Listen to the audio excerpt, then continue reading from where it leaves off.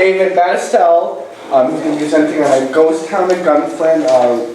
I always have a problem pronouncing it. What is it? Leeblain? Leeblain. Leeblain. And it should be a very cool presentation.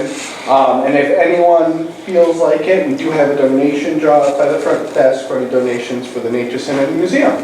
But other than that, enjoy and yeah. Thank you. Thank you, ladies and gentlemen. Thanks for the fantastic turnout today. So again, my name is Dave Battistel, and I'm going to be speaking to you today about a place called Leeblain. Some of you may have heard of it before. Some of you might know a little bit about it. Some of you, it might be completely foreign to you. And so what I'm going to do for the next, I don't know, I usually don't put an exact time frame on the presentation, but anywhere from 45 minutes to just under an hour, I'm going to be talking a little bit about the history of this place and how it all sort of ties in together, and there'll be an opportunity at the end for you to ask questions, and I will do my very, very best to answer those questions. So the title of this presentation, again, is The Ghost Town of Gunflint. I kind of added that just specifically for this presentation. I've done this one before in Thunder Bay. I did this actually last fall over at the Cross River Lodge. Good friends with John and Rose. I'm there usually a couple times a year. And normally it's called the Metropolis That Never Was, and the reason why I added the extra name to it, or changed the name a little bit, is just to give sort of everybody a little context of what I'm talking about. Otherwise people wouldn't kind of understand what the presentation's about. So before we get started, just very quickly, a little sort of biography of who I am and why I'm here doing this. So I am from Thunder Bay, and so if you don't know where that is, that's about 90 miles that away. So some of you might notice, I always get all the time, you kind of have a little bit of an accent, right? I don't think so. But again, I am in a different place. So yes, I am from Ontario. I've been coming down and doing these presentations for quite a number of years. Actually, I think I did the first one back in 2012. So what do I do for a living? I'm a high school history teacher in Thunder Bay. I've been doing that for over 20 years now.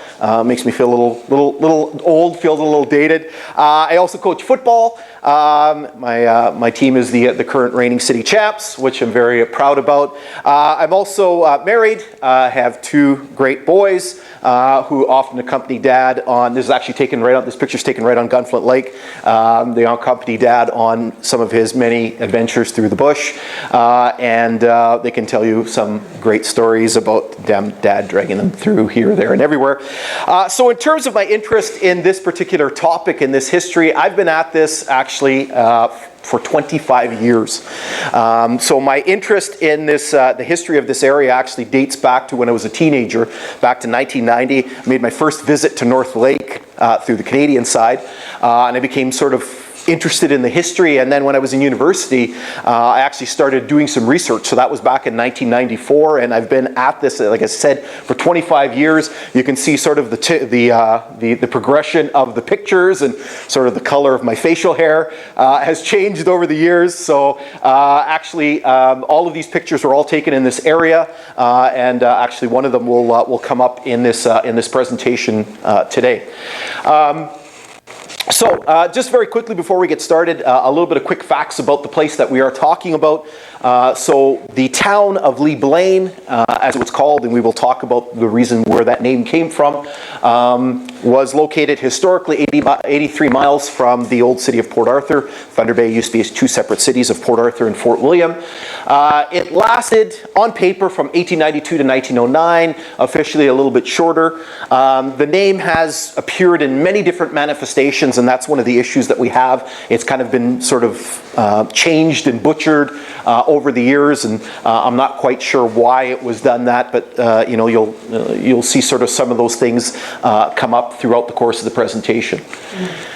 So again, if you don't know where we're talking about, I will show you a little closer map. So obviously we're talking about Gunflint Lake here, and again this map was done for sort of a Thunder Bay presentation, so you can kind of see the distance from Thunder Bay, and then a little bit of a close-up. So if you're familiar with Gunflint Lake, some of you may know exactly where it is. It's located on this bay towards sort of the western end of the lake, obviously on the Ontario side of the lake.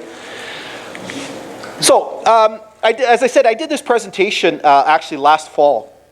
And I kind of put this in there, and one of the questions or one of the comments that I get a lot of time is that, you know, obviously, Dave, you're Canadian, you come down here, you're doing all these presentations, what does this sort of have to do with the history of this area?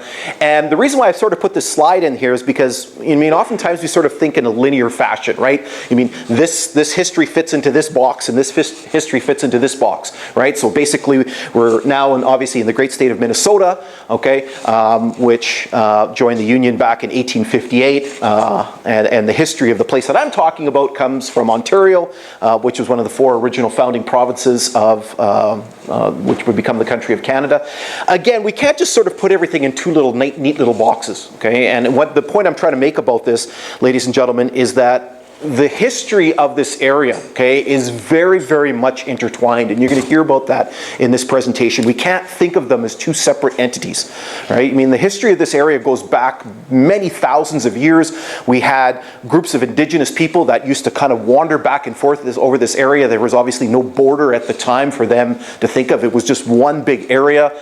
We had then groups of voyageurs, French explorers that came back and forth, and again, there were no borders, there were no boundaries. And then the industrial area that I'm going to be talking about. And yeah, at that time there was a border, okay? But I mean, it wasn't, you know, this distinction that we sort of think about today, okay? It's not this hard physical line. Even today, I mean, we have people that kind of go back and forth across the border in this area. You can do that legally, okay? But I mean, we have to think about it in the fact that everything is intertwined, everything is related to each other, okay? And so the reason why I put that up there is because that's how we sort of think in that fashion, but it's not really like that. And this story spans both sides of the border. And the people that are involved with it, again, span both sides of the border. And so hopefully you'll get a sense of that as we go through the presentation, okay? So, where does the story of this ghost town begin? And so it actually begins quite a number of years before the town itself was actually founded. And its history is based on the building of a railway.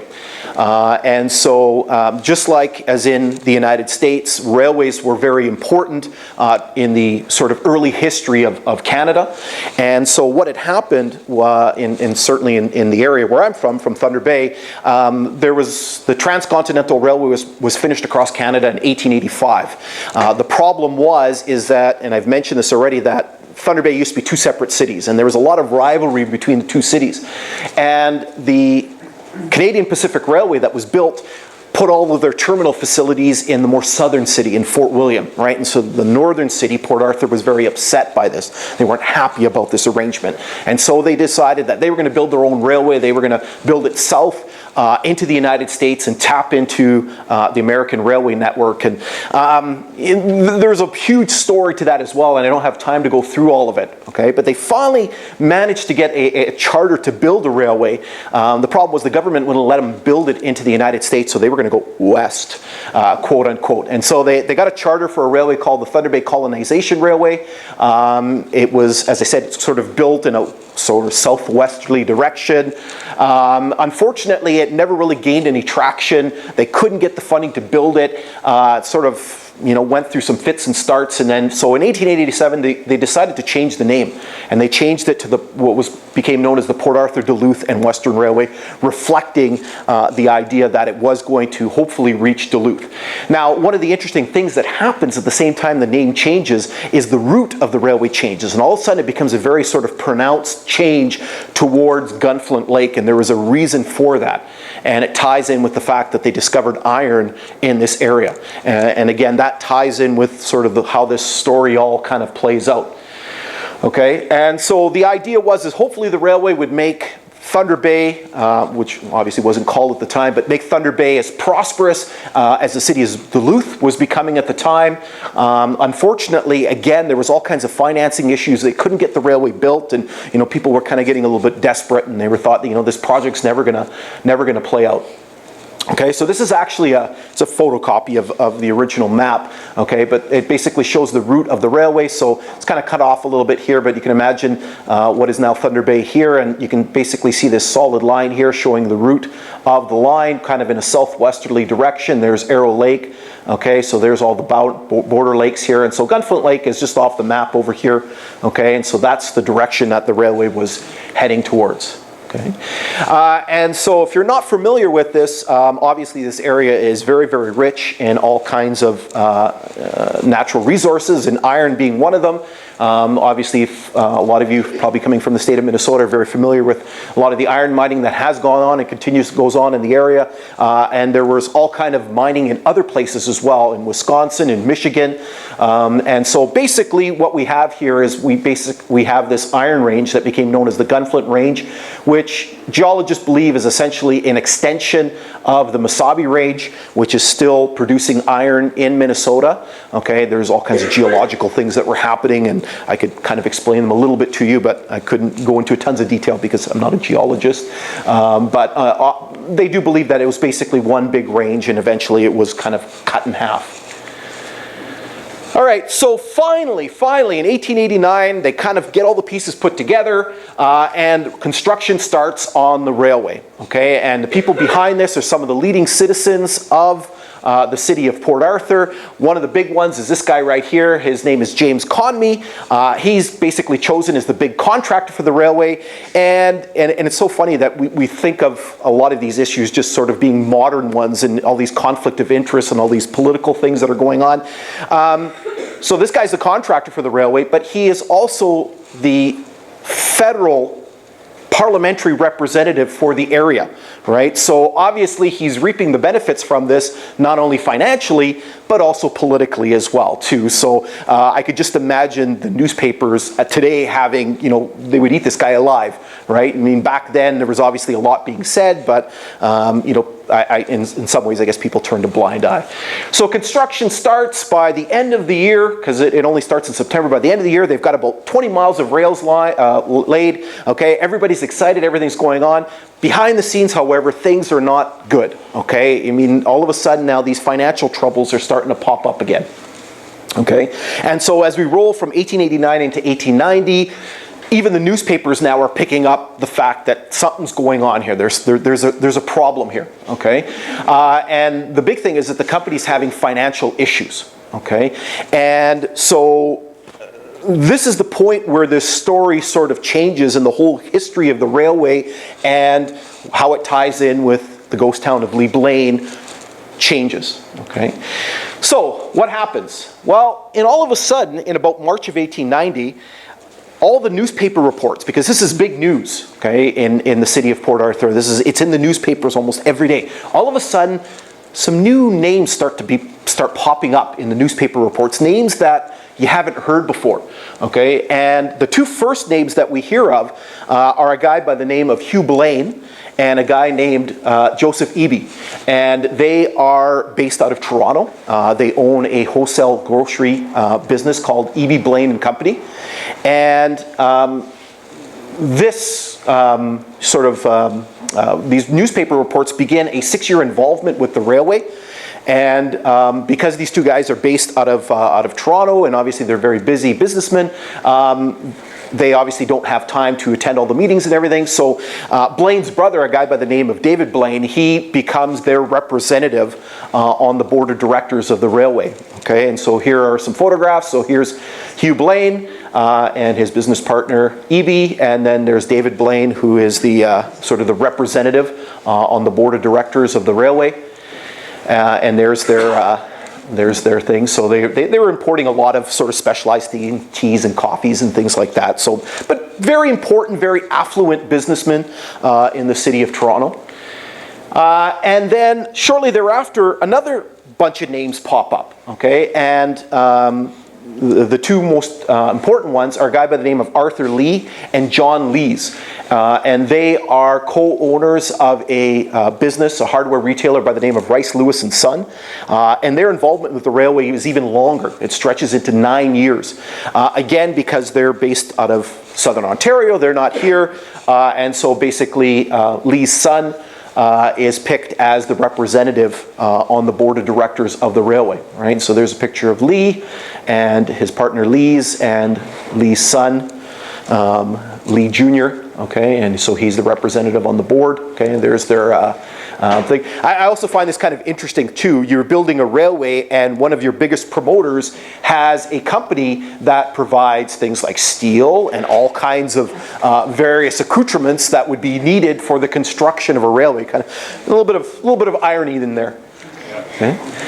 Okay, so the question becomes is why all of a sudden do these people who are in a city, right, living in Thunder Bay, I know how far away Toronto is, 15 hours by car, okay, back then it was a lot further by train, why all of a sudden these people from somewhere that has nothing to do with this area all of a sudden become involved in this project of building a railway in a very obscure area, kind of into the middle of nowhere, okay?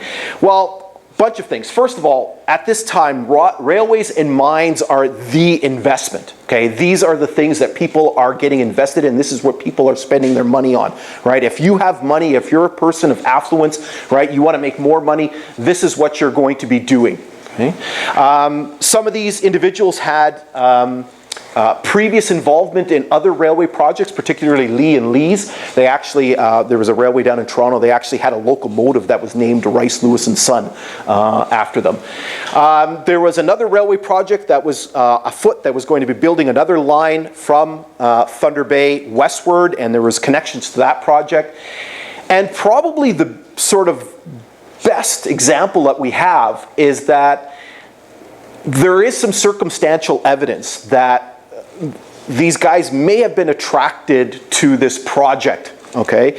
And oftentimes when you're doing historical research, just like a lot of other things, you sort of find things by accident.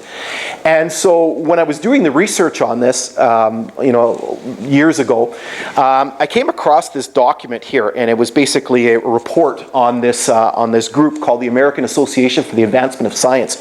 And in the summer of 1889, they had their meeting in Toronto. And the reason why I was looking at this document was because some of the names that I just rhymed off to you, they were at the meeting. Years later, I sort of picked this up and I was just looking at something, and all of a sudden I came across this and I went, oh. In the list of all the speakers, right here, let me see where I find it here, there is a presentation that is being done, the possible chemical origin of the iron ores in Minnesota. And that's presentations being done by two brothers by the name of Winchell. And if you are known in the geological community in Minnesota, you know who the Winchells are because they basically wrote the geology of Minnesota, right? This was all kind of written in the latter half of the 1800s into the 1900s. So in my brain, all of a sudden, like, oh, the light comes on, right? Very circumstantial. I'm not a lawyer, but I don't think you would win a court case based on this. But what I'm seeing is I'm seeing people who are at the presentations all of a sudden hearing about all of this iron that is present in the northern part of Minnesota, and there's a railway that's planning on being built into the area. And so for me, this is kind of, it's not a smoking gun, but here's your proof, right? Here's your idea that they were interested in building this railway and into this area and potentially making a lot of money. Okay. So this is basically why they may have been attracted to this project. Like I said, we don't have any antidotes, we don't have any, you know, letters or anything like that, so we don't know definitively, but as I said, we do have a lot of circumstantial evidence as to why this happened. So what ends up happening is shortly after their involvement in the railway is reported, all of a sudden all this money starts appearing in the coffers of the railway. These new bonds are issued. Big loan for $1.5 million comes in from the Canadian Bank of Commerce. Okay. All of a sudden, the newspapers are reporting that all of these shipments of railway rails, all these rails start showing up. Okay, and we know these rails all showed up in 1890. It's probably hard for you to see here, but basically these are 3 different examples of rails. They all come from different companies. One's Illinois Steel, and there's a couple other ones. They're all dated 1890, and these are all rails that I've found on various parts of the railway line, right? And so we know that that shipment came in and that the media reports were accurate that those rails all came in 1890. I think this one you can kind of make out a little bit here. You can see the 1890 date on it. Okay. All right, so with all of this money pouring in, construction resumes, okay? And so by 1892, they're right down here by the border. They're working on North Lake, they're heading over to Gunflint.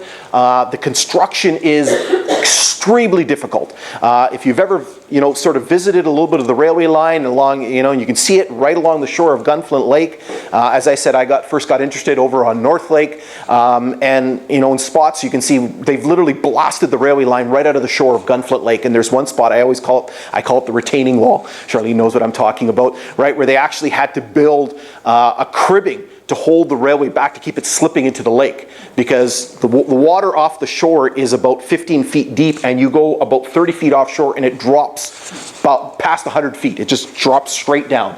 And so there was a lot of challenges building. Okay. Now, on top of that, they actually got a lot of good news that's coming from the Minnesota side of the project.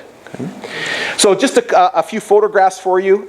This one was taken, we don't know exactly the location of this was taken, but this was an excursion. It was written about in the newspapers. This took place in 1891, and so basically you have a group of some of the prominent people of the city being taken on a tour of the railway. They're kind of seeing what's being done up to this point. I don't have any pictures of Gunflint Lake. There's none that we know that exist. These are actually pictures that were taken at North Lake. So these were taken in 1892. So if you're familiar with North Lake, this is an island right off the shore. There's a family that used to live there for a long time called the Bishop family, and now that property is owned by another family that I know. And so this was taken on the island looking towards the shore. So this is the construction camp on North Lake as it would have appeared in 1892. And you can actually see this little building right here, because when we take a look at the next picture, there's that building looking down the length of North Lake.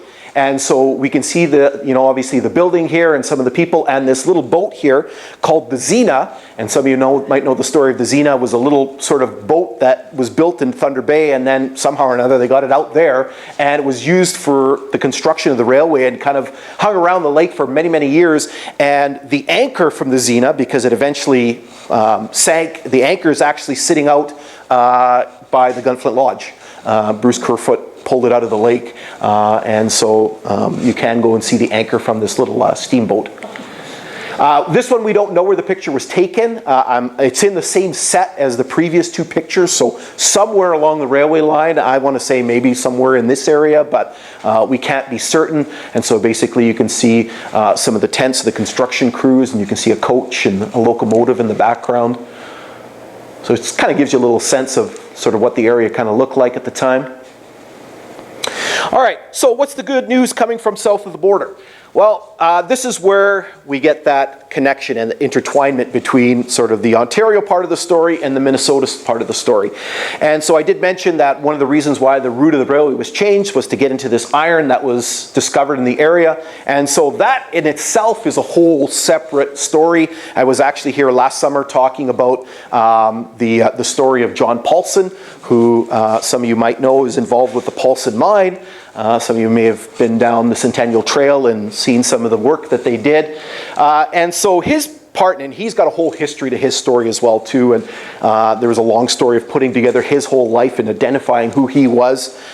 Anyway, so sort of the chain of events that happens in July of 1885, a new bank is opened up in Minneapolis called the State Bank of Minneapolis.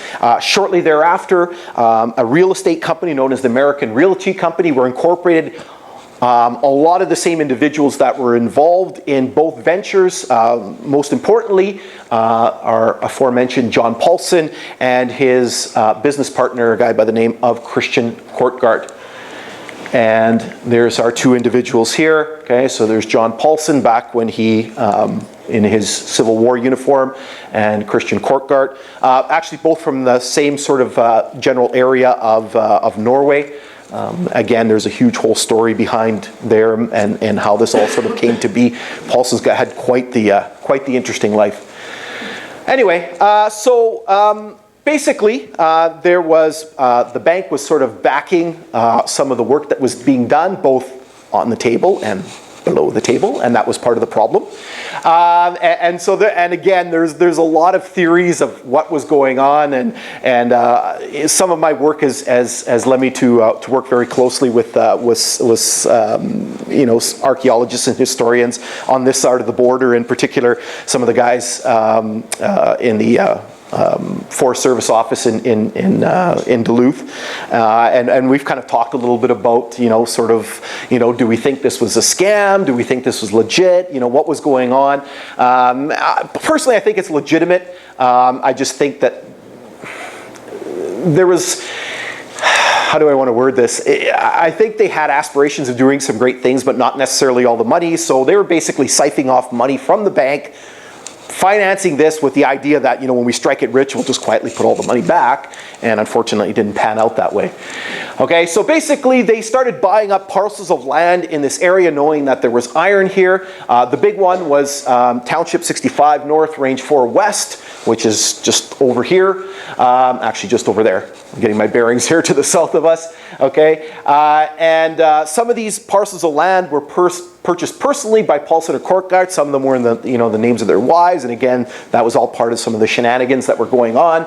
They began working specifically in sections 28 and 29 of that township.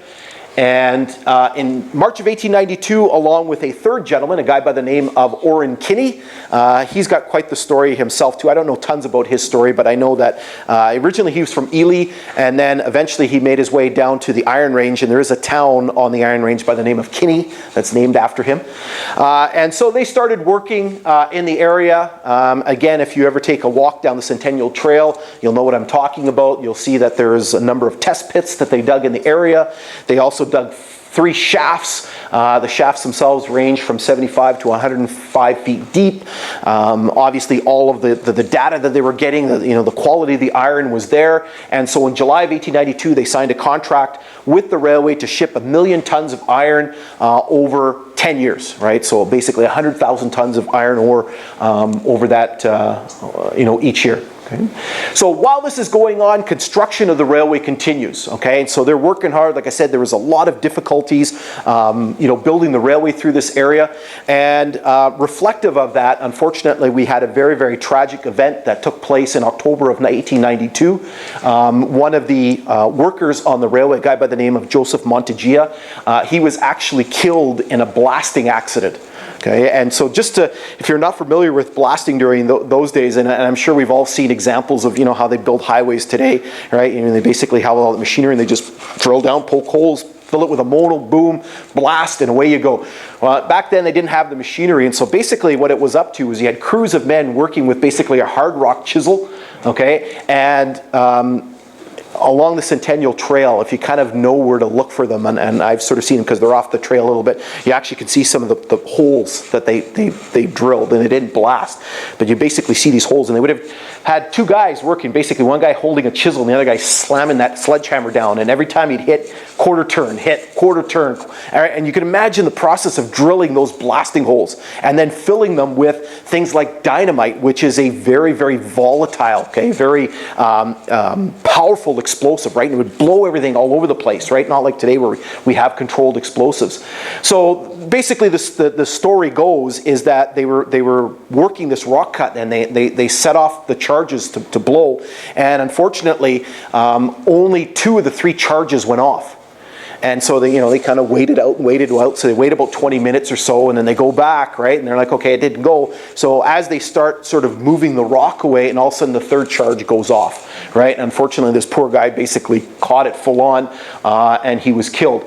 However, in his memory, the workers that, his friends and his co-workers actually carved a cross in the face of the rock cut where he died. And so this is the article. So the article obviously was a week written or appeared in the newspapers a week after. They do basically spell his name wrong. Okay, so they do make a typo in terms of his name. Okay, and so if you know where to look along the old railway line, about a mile east of Leeblain, you walk through this rail cut, and then again you kind of have to know where to look for it, and then you can see right there And you can basically see the cross carved into the side of the rock cut. So I first went through this area in 1994. If you don't know where to look for it, you'll never see it, right? I just walked right by it. Went back in 97, found it, and this picture was taken in 2012. Unfortunately, a year later, somebody actually went through and they painted his name on the top. And they put the date and they put it in paint. I've always been meaning to go back and kind of scrape the paint off because they spelled his name wrong. They spelled it like it was spelled in the article. I do have a picture of that one somewhere on my computer, but because somebody, did I take it or somebody sent it to me? I can't remember. Anyway, so it is easier to find now because it is painted in the spot. I'd love to get a plaque or something up there, but I mean, it's a project for another time. Okay, so around the same time that this was happening, a construction camp was established. Remember I showed you the picture of the construction camp on North Lake? So now it kind of moved along with the railway. So by this point, the construction camp now establishes in a new spot on this little sandy bay on the western end of Gunflint Lake. At the same time, they moved the ballast crews, right? So ballast is basically when they sprinkle all that gravel down on the railway tracks to keep the tracks and the ties from shifting. They make their way down from Iron Range Lake, which is about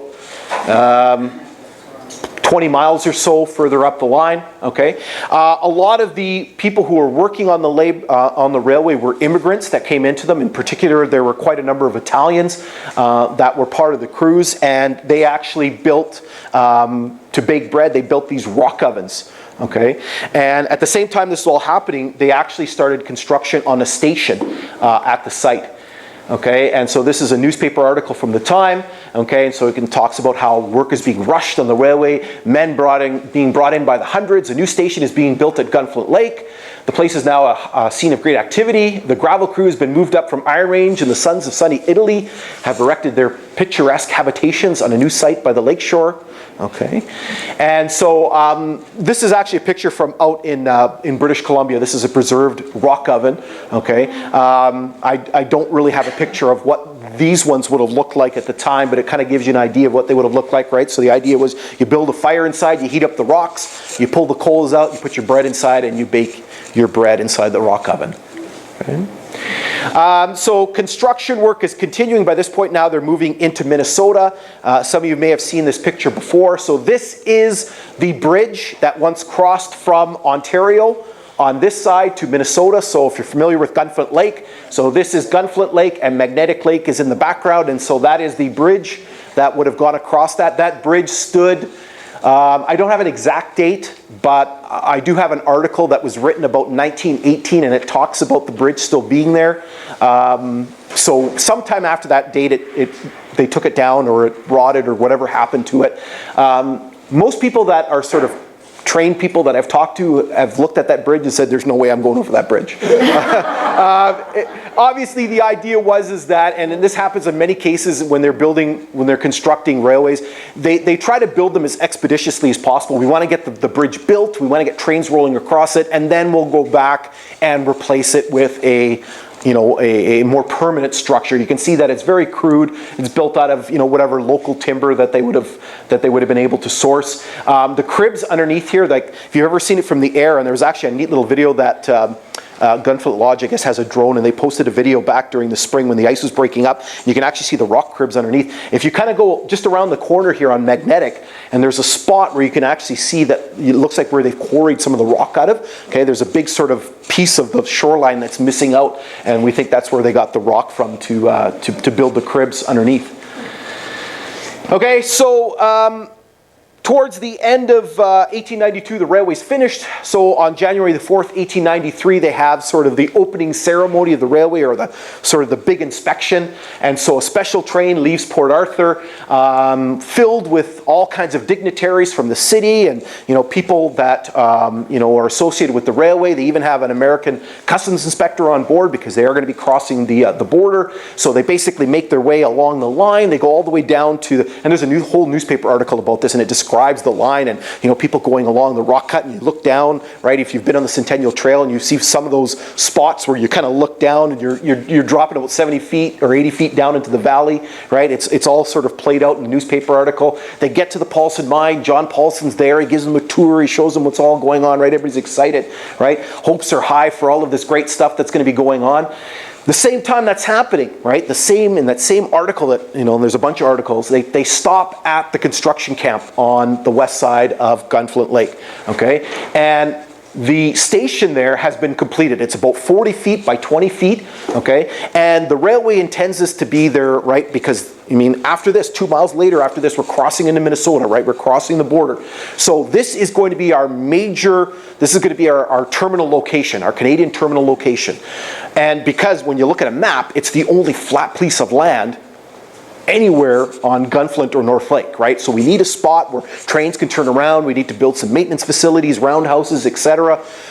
So this is going to be it. This is going to be the spot. So now they're going to think of what are we going to call this place, because we're going to have all these facilities here, so it's going to turn into a big town, right? It's going to be a very important place. So they start throwing around some names, right? And they finally settle on the town of Leeblain, named after Arthur Lee and Hugh Blaine, right? We're going to amalgamate those two names together, right? And that's where we get the name from, right? And it's going to be all the newspapers are talking about this metropolis, okay, that is going to be formed out in the wilderness here because of all of this great stuff that's going to happen, okay? And so here's just the examples. This is from the St. Paul Globe, okay? And so it talks about the town of Leeblain. Okay, this is another one. This is from the Manitoba Free Press. Okay, and again, there's the name Leeblain in there. Okay, this is one from the local Thunder Bay paper, and it talks about, Leeblain in honor of the two shareholders of the railway. Okay, success to the metropolis of the Gunflint region. May its growth be rapid. Right, so this is the mindset at this time. Right, so it's the beginning of 1893. Everybody's excited. All these great things are going to happen. Okay, and so this is actually a map that was published by the city of Fort William.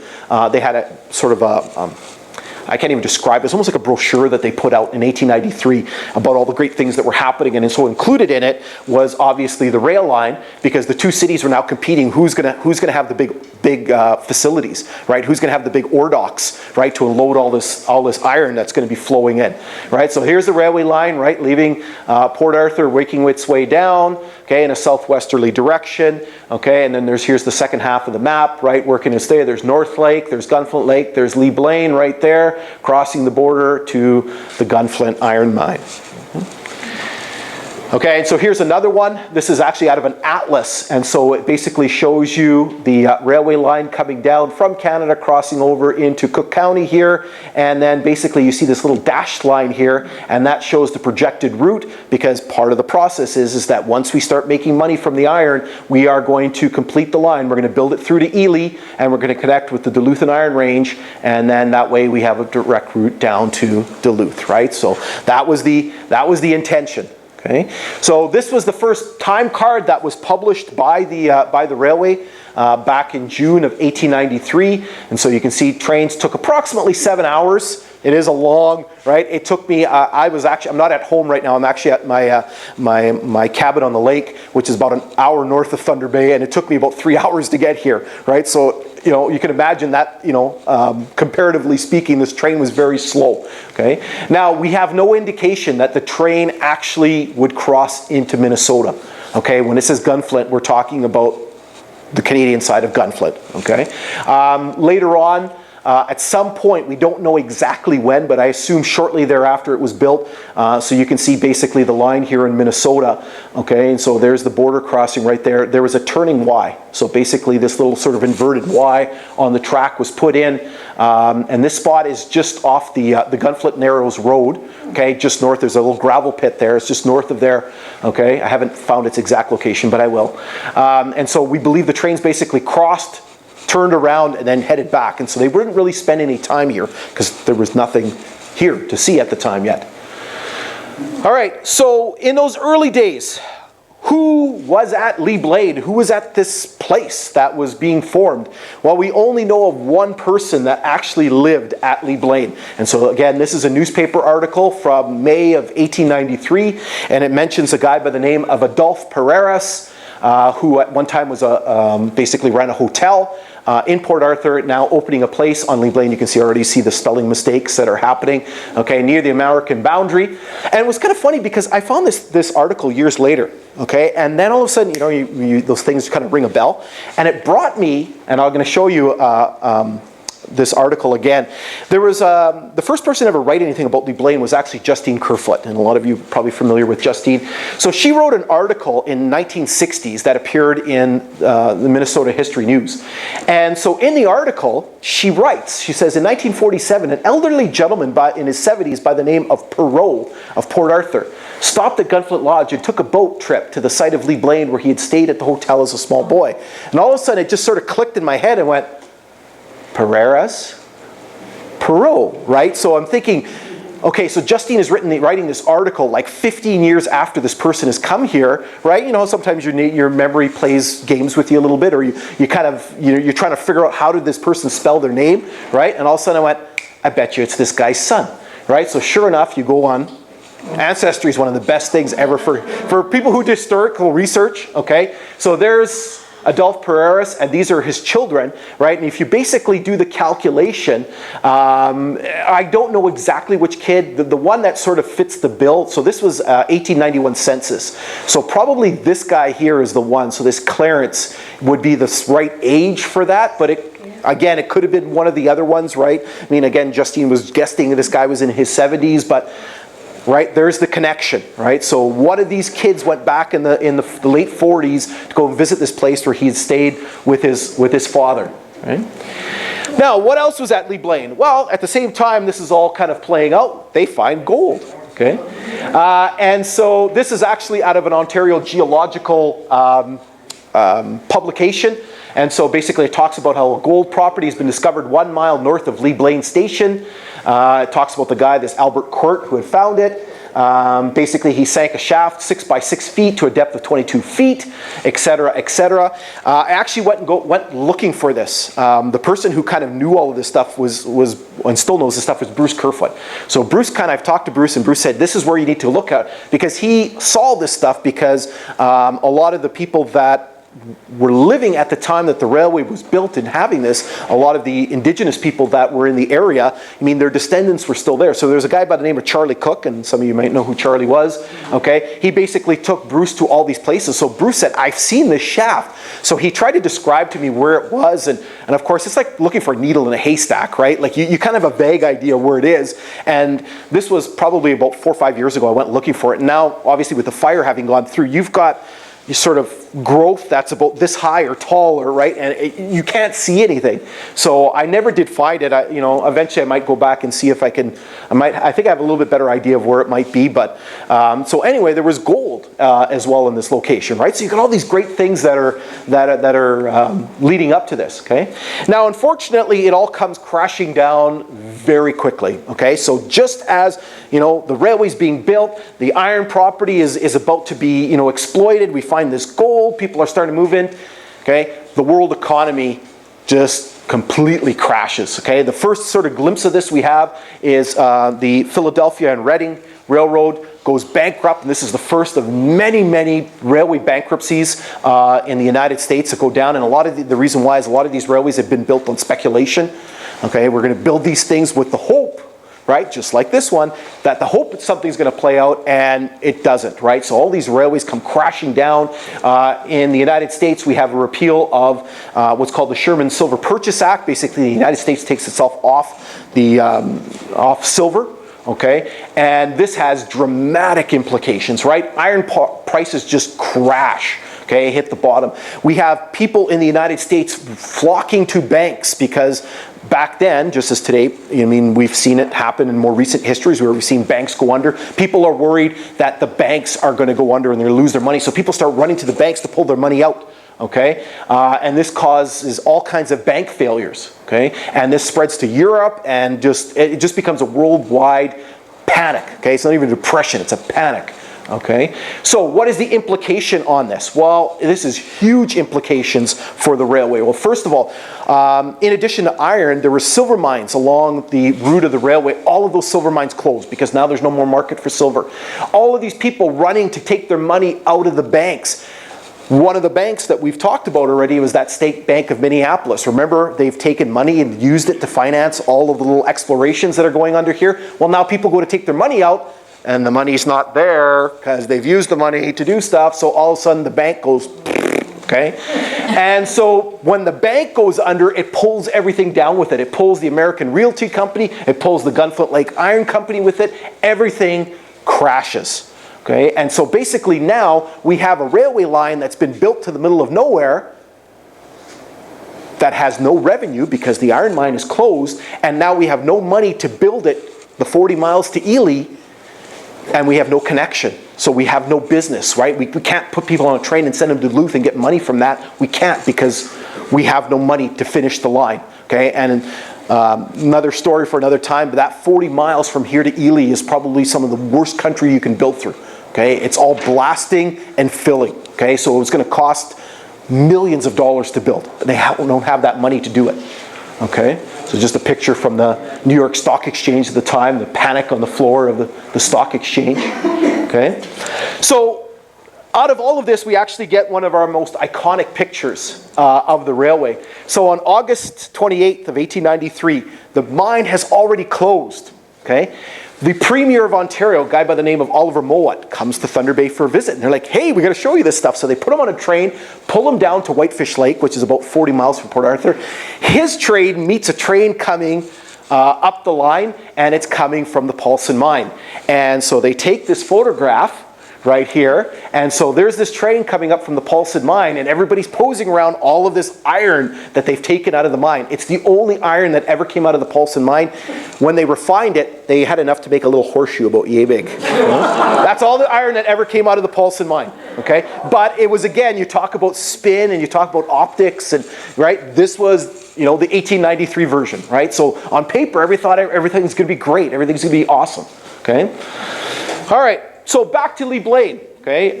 So what was at Leeblain? Right, again, this was just basically a patchwork of a lot of, you know, information coming from a lot of different things. We don't know definitively, okay? This is coming from some documentation, talking to people like Bruce Kerfoot, and I did talk to Justine Kerfoot back in '97. She died in 2001. So, you know, you're getting sort of assembling all this information. So we believe there's about 8 buildings, including there was a hotel / trading post. There was also a 1,200-foot siding and a spur as well. At some point, these buildings were abandoned, and then sort of attention shifted from there to the Gunflint Narrows. And there's a bunch of reasons why, okay? And at the Narrows, all of a sudden, a station appears and a hotel trading post. And again, this information comes from people like Justine, who would be in communication with people. She came to Gunflint Lake in the late 20s, and obviously there were people that were alive at the time that the railway was being built, right? And so this is kind of a patchwork of all this information. Okay, and so this actually comes from the official documentation. So this, when the railway was sold, okay, when the railway went bankrupt and was sold in 1899, this is the documentation. So we know that building, okay, so it says Leeblain frame building, 40 by 24 feet. Okay, and then here it talks about the siding, so a 1,200-foot siding. Okay, and then it talks about the spur, so there was an 1,100-foot spur as well. Okay. And so, and then I mentioned there was an article that I had written about 1918 or so. This was from that article, and it talks about this guy sort of, you know, kind of venturing in this area, and he talks about, we stopped for lunch at the Indian Mission site, the Hudson's Bay trading post, about a mile from the west end of the Canadian shore. So we know that that building at some point was being used as a trading post as well. So remember, this is quite a number of years after this was all happening. So again, we don't know the chronology, we don't know how it all lines up. We just have kind of these pieces, and it's kind of like having a puzzle with a bunch of pieces missing and trying to fit it all together. Now, one of our best sources of information is in the early 1900s. Canada and the United States decided it was time to officially kind of mark out the boundary. So what they did was they sent survey crews through, and they basically delineated where the boundary was, and they published maps. Okay, so we actually have maps. The maps were published for this area were published in 1929. The survey was done in 1911. So this is actually little snippets from that map. So it basically shows the railway as it was in 1911. So there's Leeblain. You can see kind of the siding, so you can see the extra track there, but we only see one building, which I'm assuming is the station. You don't see any other buildings on there. Down the line a little bit, we go over here to the Narrows, and you'll notice you see 1, 2, 3, 4, 5 buildings. So you see a cluster of 4, and then you see another one here. There's one here on the American side, the Minnesota side. We know that's the Customs House on the American side. Okay, so we know that something happened in between there. For some reason, everything got shifted. Okay, and so there's a close-up, right? And you can see that one building right there. Okay, no other buildings.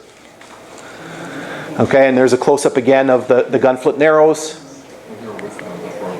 Okay, so how does this all eventually play out? Well, eventually, okay, shortly after the railway's completed, all of these Toronto guys start taking over the railway, okay, and this guy eventually becomes the president. This guy's name is William, I almost forgot his name there for a second, William Brock. Again, probably more affluent and more powerful than the people that originally were involved with the railway. Okay, so very, very prominent businessman in Toronto. He becomes involved with the railway. He's elected president. Okay, and at that point they start really kind of spreading and taking over the railway line.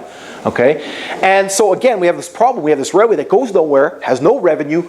What do we do? And so you see ads like this, right? They're basically advertising, getting people like, we can take you down to Gunflint Lake and we can bring you like boats and things like that. And you can sort of, from there, you can venture off into the Rainy Lake country, right? Because, this is, the beginning of that canoe route into that area. And there's all kinds of, gold and minerals that are being discovered there, right? So we can get you there. We can get you part of the way there.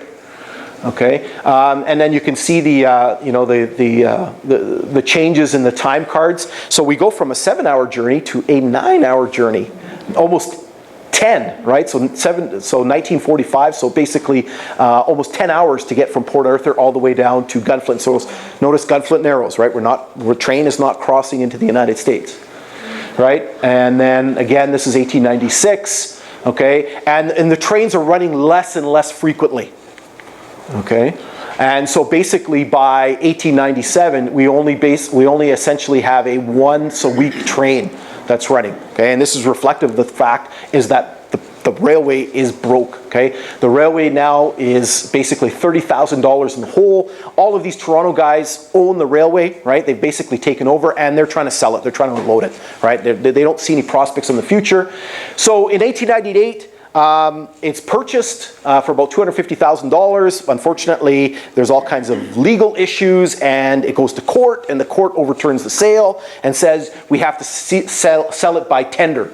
Okay, and so what they do is they sell it by tender. It actually sells for double the price. Okay, the guy that buys it ends up turning around and selling it to the guys who bought it the year before. Right, so there's obviously a lot of monkey businesses going around. Mackenzie and Mann are guys that are trying to build another railway across Canada. They eventually build it. It's called the Canadian Northern, and Canadian Northern becomes the Southern CN line. So if you're sort of from northern Minnesota, you're familiar with the line that runs to Rainy River and Baudette, War Road back up into Canada. Okay, that is the line that they built. Okay. And so basically it talks about, basically the rail being sold. It goes to Gunflint Lake. There's iron mines. There's only 45 miles to go to Ely.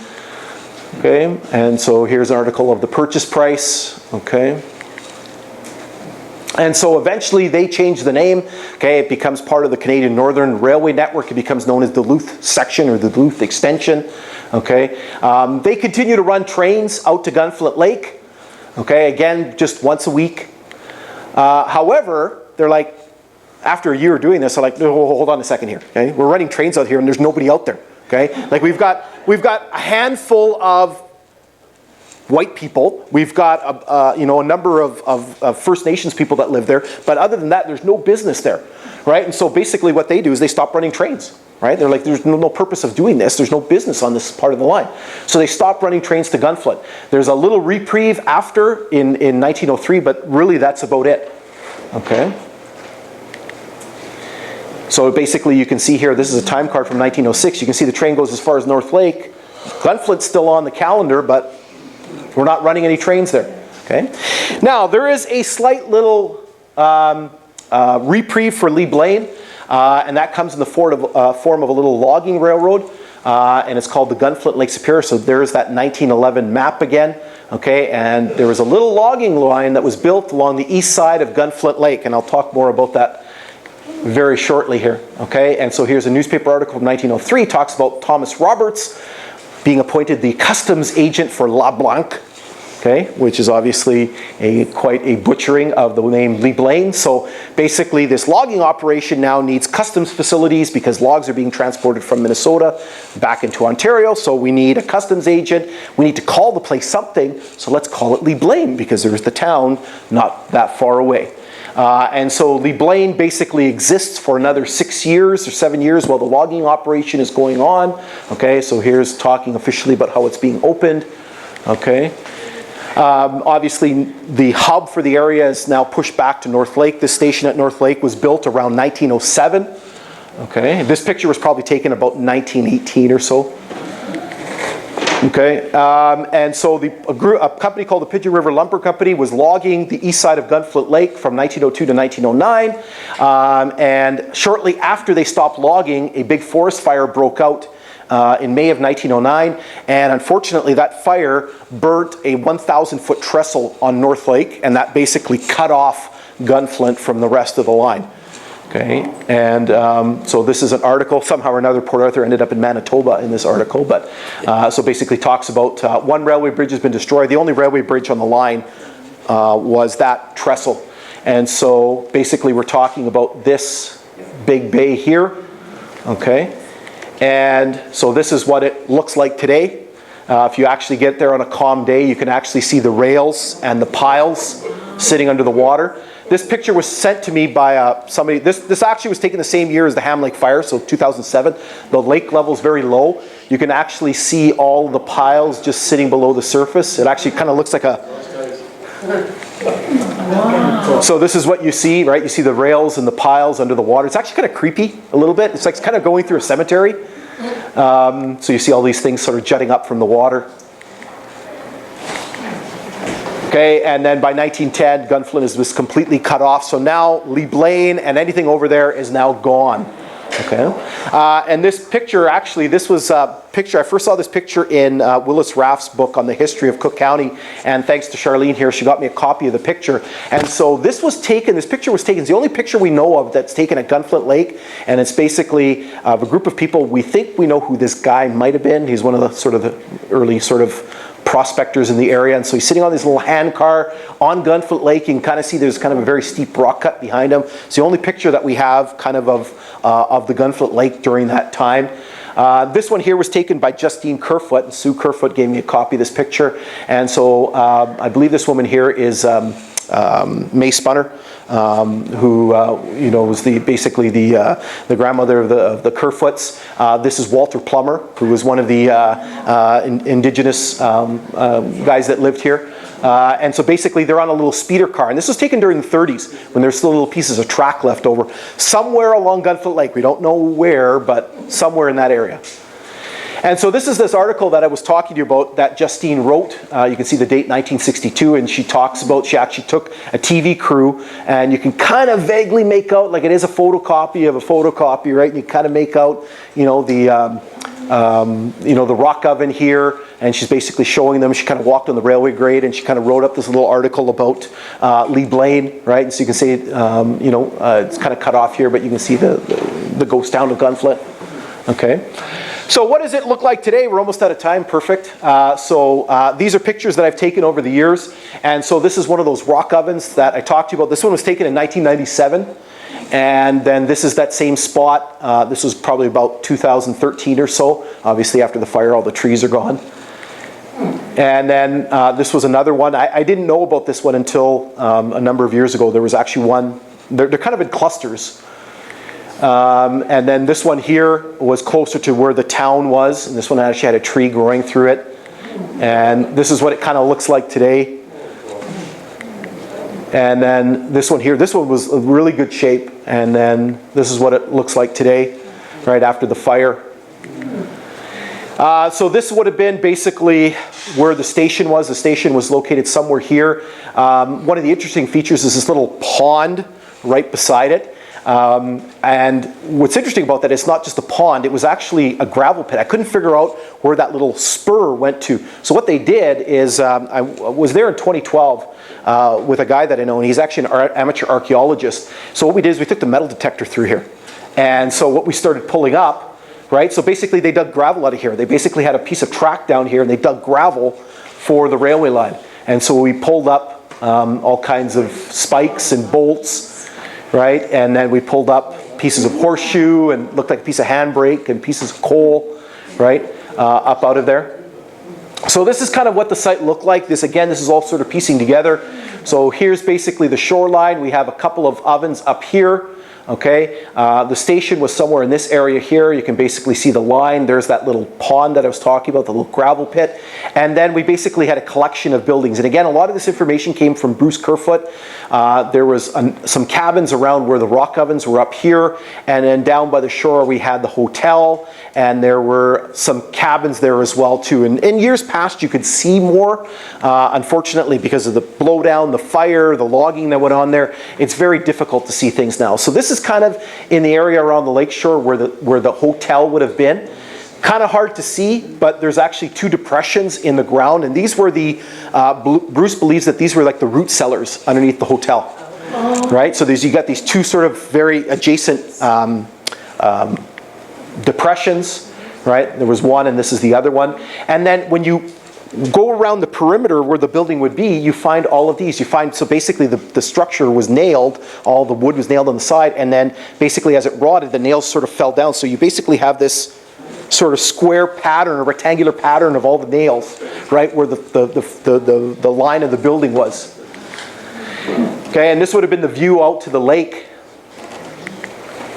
And then there's all, and it's hard to know exactly when these objects were from, right? You just see these random objects, pieces of ceramic, buckets and all kinds of things. This is probably the biggest discovery we made. So we pulled this out of the ground with the metal detector. So it's a skate blade, one of those old skates that you used to strap to the bottom of your shoe, right? And you used to have there was like a strap. Right, and so again, buckets, and this was behind the hotel. It's kind of hard to see, but you can actually make out the berm line. There was like a cellar, right, like an underground cellar, like a root cellar underneath the behind the hotel, right? And again, the cups and this metal bar, you can see it was kind of forged on one end.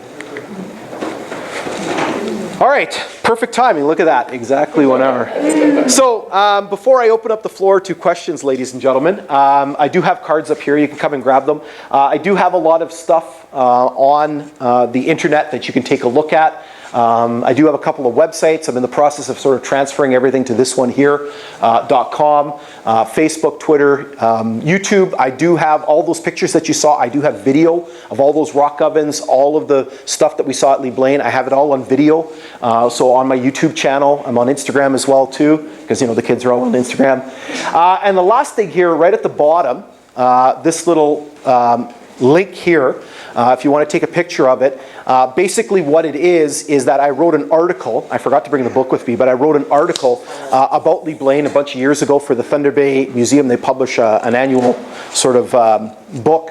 And so that link will take you right to that article, right? So if you want to write that down or if you want to take a picture of it, you're more than welcome to do that.